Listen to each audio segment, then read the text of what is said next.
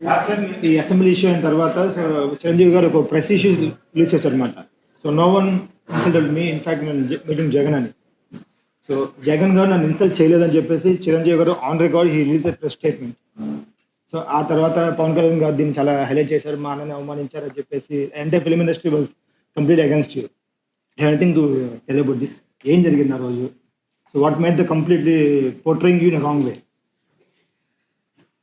పని పాట లేని కాన్వర్జేషన్ను బాలకృష్ణ అనే వ్యక్తి తీసుకొచ్చాడు అసెంబ్లీలో. అసలు ఆయన మాట్లాడాల్సింది ఏంటి?